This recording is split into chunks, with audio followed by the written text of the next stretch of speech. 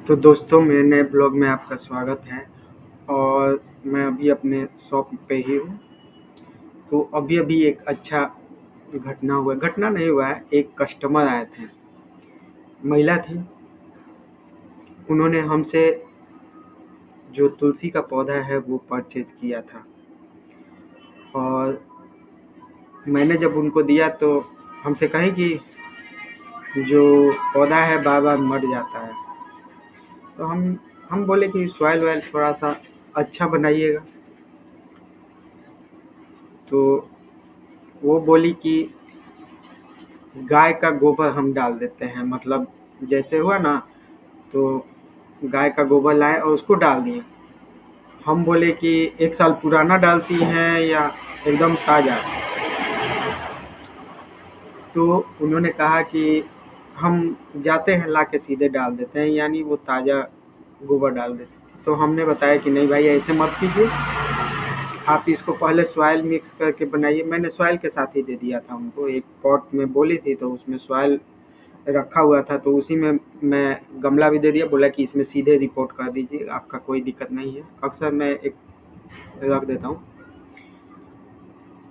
तो जब उनको दिया तो उन्होंने कहा कि वेजिटेरियन खाद है। उस समय मुझे भी बड़ा शौक लगा, काहे कि इस तरह का सवाल किसी ने नहीं पूछा था। और मान के चलिए कि मैंने लाइफ में भी ऐसा सवाल नहीं सुना था कि वेजिटेरियन खाद दीजिए। मेरा भी दिमाग सटक गया, थोड़ा-सा हम भी कन्फ्यूज़ हो गए, क्या जवाब दें? तो वैसे मैंने उनको बता दिया कि आप लीफ मोल्ड यूज़ कीजिए, पत्तों की खाद। आप बोली कि आपके पास है? बोले मेरे पास तो नहीं है। वो बोली कि तो कहाँ मिलेगा? तो फिलहाल यहाँ पे जो है खाद का थोड़ा प्रॉब्लम है हमारे पास में।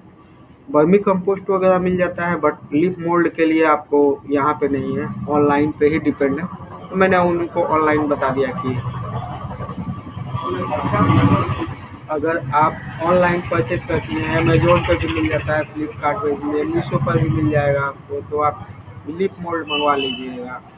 तो रेट वगैरह पूछ रही थी, हम बोले 150 से 200 के बीच ही आ जाएगा। तो दोस्तों, इसी पे मैं आपको एक बात बताता हूँ। पौधे जो होते हैं ना तो वेजिटेरियन होते हैं, ना ही नॉन वेजिटेरियन। उनको सर्वाहारी कह सकते हैं, वो सब चीज़ ले सकते हैं।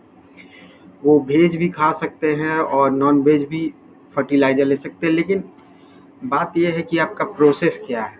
अगर किसी भी चीज़ को, किसी भी खाद को प्रोसेस्ड करके उनको उनके खाने लायक बना देते हैं, तो वो किसी भी चीज़ को ले सकते हैं। वो नॉन वेजिटेरियन भी ले सकते हैं, वेजिटेरियन में। बात को समझे।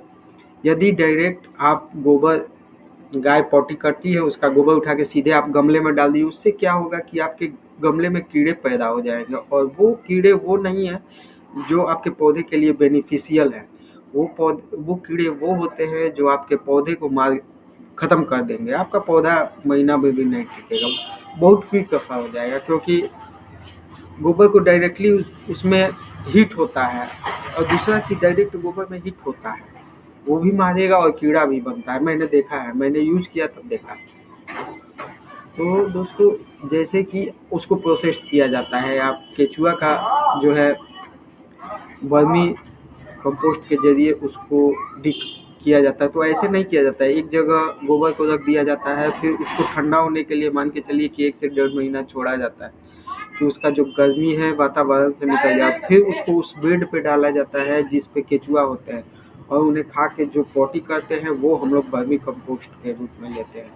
लेकिन अब इस तरह से आप क्या करते हैं, बोन मील हो गया, बोन मील को सीधे बोन तोड़ के डाल दीजिएगा तो वो पौधे नहीं लेंगे। उनका एक प्रोसेस, उसको क्रश किया जाता है, और क्रश करने के बाद और भी प्रोसेस किया जाता है, जिससे आपको कभी भी देना है पौधे को खाद, तो उसका बैड बैक्टीरिया को हटाना पड़ता है।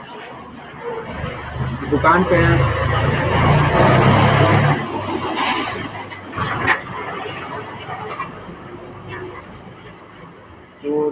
हैं तो रास्ता है, तो जो वाहन आ जा रहे हैं उससे थोड़ा डिस्टर्बेंस हो रहा है। तो हाँ, कहा रहा था कि आप किसी भी चीज़ को प्रोसेस कर सकते हैं, प्रोसेस करके ही दे सकते हैं। डायरेक्टली पौधे कुछ नहीं लेते, या तो आप सीधे मीट उनके जड़ों में डाल दीजिए तो वो नहीं ले पाएंगे। वो अपने से चाहे किसी कारण से वो एक प्रोसेस से गुजरेगा, उसको डिकम्पोज होगा तब वो ले पाएंगे। एक खास बात बताते हैं, बड़ा ही मज़ेदार है। यदि वर्मी कंपोस्ट को या किसी चीज़ को डिकम्पोज करते हैं तो नेचर का एक नियम है, किसी भी चीज़ को सड़ाने के लिए दूसरे बैक्टीरिया ही सड़ाते हैं उसको। जो भी आप फंगस लगना या सड़ना किसी चीज़ का देखते हैं तो वो एक कीड़े ही करते हैं। और ये प्रक्रिया इतना चलते रहता है ना कि आप क्वांटम में पहुंच जाइएगा। मान के चलिए कि किसी को डिकम्पोज किए तो उसको एक कीड़ा खाया और पॉटी किया, उस पॉटी में भी कीड़ा होगा, वो खा के वो भी पॉटी कर देगा। ये प्रोसेस चलते रहता है, इतना दूर तक जाइएगा ना कि आपको दिखेगा भी नहीं। तो दोस्तों डायरेक्टली किसी चीज़ को मत यूज कीजिए। डायरेक्ट गोबर नहीं डाल सकते हैं। जो केमिकल फर्टिलाइज़र होते हैं उनको मैंने बताया था आप कैसे यूज कीजिएगा, पिछले वीडियो में आपने देखा होगा। उस तरह से यूज कीजिएगा तो आपको कोई दिक्कत नहीं होगा, पूरा यूज होगा। बाकी आप अगर ऊपर से डालते हैं तो जब जब आप वाटरिंग करते हैं तब तब उसका कुछ अंश जाता है, बट वो जो है आपको ज़्यादा रिजल्ट नहीं अच्छा दे पाता है क्योंकि वो ऊपर ही रह जाता है। तो खाद डालने का प्रक्रिया है थोड़ा सा मिट्टी को अलग थलग करना, लेकिन मैं खुद उसी प्रोसेस से करता हूँ। बहुत सारा होता है तो आदमी नहीं कर पाता है, तो उससे मान के चलिए कि खाद का 50-60% आप यूज कर सकते हैं। लेकिन जो मैंने अपने गुलाब में डाला था वो 100% यूज हो जाता है। तो अब लीफ मोल्ड भी चाहे कोई भी चीज़ को एक दूसरे चीज़ में कन्वर्ट होने के लिए नेचुरली बता रहे हैं। आजकल तो मतलब आप अपने से भी करते हैं, उसमें भी वही प्रोसेस होता है। तो किसी भी चीज़ को सड़ाने गलाने या खाद बनाने के लिए उसको प्रोसेस जो होता है वो कीटाणु सभी प्रोसेस करते हैं। तो दोस्तों इस ब्लॉग में इतना। वो जो महिला थी समी के लिए बोल रही थी, तुलसी के लिए बोल रही थी, मैं भी थोड़ा हो गया, लेकिन काफ़ी अच्छा सवाल था और हर सवाल का जवाब देना पड़ता। मैं उनको उतना नहीं समझा पाया, ना ही समझा पाता, लेकिन फिर भी मैंने जो दिया उनसे उनको संतुष्टि हुई। बोली कि जाके मैं लीफ मोल्ड मंगवा लूँगी। वो भी तो उसी प्रोसेस से होता है। मान लीजिए नेचुरली छोड़ दिए हैं, लीफ मोल्ड सड़ रहा है, तो उसको भी सड़ाने के लिए उस पर फंगस कीड़े मकोड़े तो लगते ही हैं।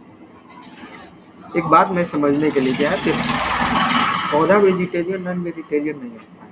पौधा सब कुछ ले सकता है, बशर्ते उसको आप प्रोसेस में करें। ठीक है दोस्तों, तो इस ब्लॉग में इतना ही। फिर मिलते हैं नए ब्लॉग में, तब तक के लिए खुश रहिए, मस्त रहिए।